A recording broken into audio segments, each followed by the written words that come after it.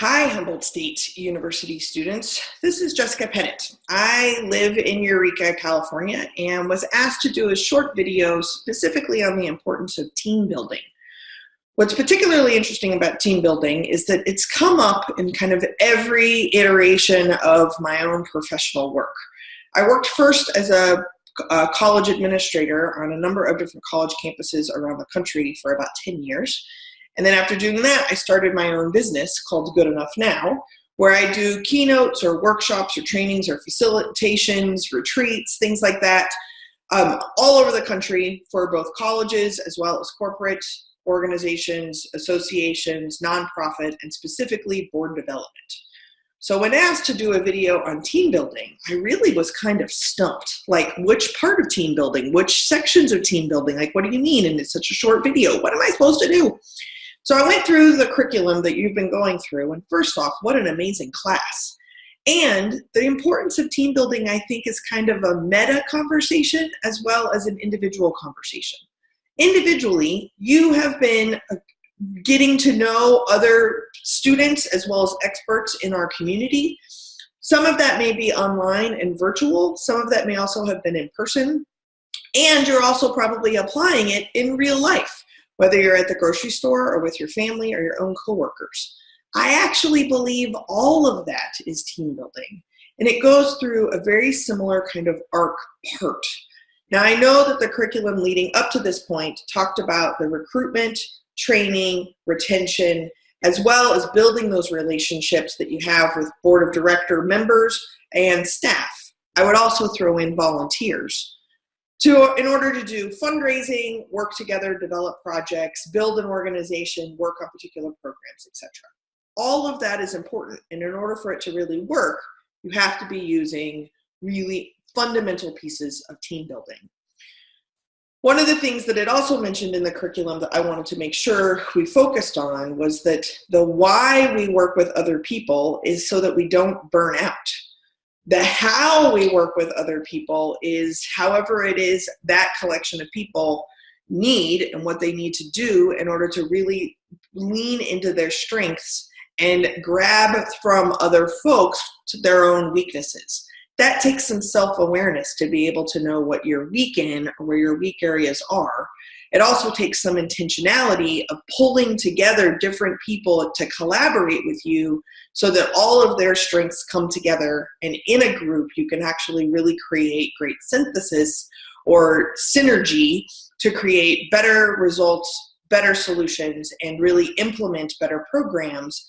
And by having that kind of positive momentum, you are going to actually retain the talent you already have, recruit more staff, board of director members, or volunteers that are really interested in being part of this positive momentum, or really just gather more fundraising dollars, resources, gifts in kind, things like this, because people are attracted to that positive momentum.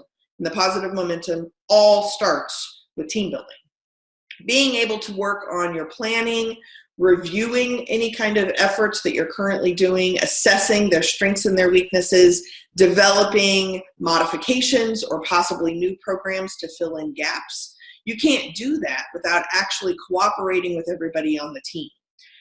Part of the bonus of living in a capitalistic society is that we often have this kind of chain of command. And what's important to understand is that even if you're working in an organization that is very hierarchical, you still have to work together as a team. If you're working with an organization that's very flat, it's expected that you all work together, but then what ends up happening is the social hierarchy occurs, whether it's tenure in the organization or more extroverted privilege or social capital in the community. Those people kind of notch ahead. And what you really need to be able to understand is how each of those skills is as important as other skills, so that you don't create this chain of command, but you create a community experience that really benefits from every single person's strengths and what everybody is bringing to the table, which may also be outside perspective, new to a topic, confusion, frustration. These things often get kind of blown off as we're working together in groups, but they're a significant factor regarding team building.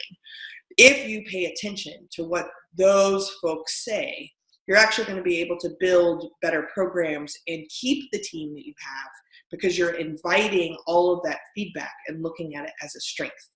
It's important that, sure, we can list off, and there's a lot in the class of specific like games and interactions and things that you can do and things that you can play with one another. And you may also Google team builders or icebreakers.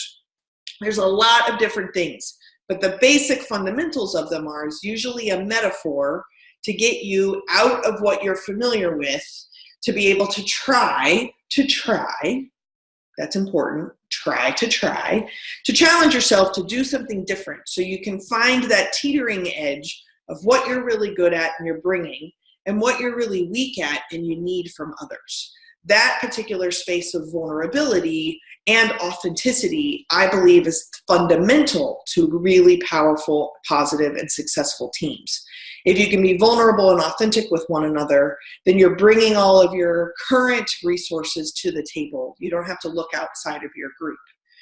When you get comfortable and more practiced at being vulnerable and authentic with one another, the next step is to be curious and generous. By being curious and generous, you're asking real questions that you're actually interested in the answers. That habit will also lead you to ask curious questions and listen to the feedback that you're getting from the community or the constituencies that your team is supposed to be working with in the first place. The idea of being generous isn't necessarily writing a check. That seems to be the interpretation of that word. But the idea of being generous in this case is being charitable and showing grace to one another on your team, and seeing that even if that really frustrating person does frustrate you, that can be true, and they probably have something to offer you that you need assistance with. So between games and listening and paying attention to the architectural structure, I guess, of your particular team, what it really boils down to is paying attention to how vulnerable, authentic, curious, and generous you're willing to be as part of the team. That's the best thing that you can bring in to a team builder, is you as a resource in building that team. If you have any questions or anything, feel free to reach out. I'm totally available to help in any way. Again, my name is Jessica Pettitt. Jess@goodenoughnow.com is my email. Feel free. Anything I can do to ever help, I'm happy to. Thank you so much, and good luck with the class.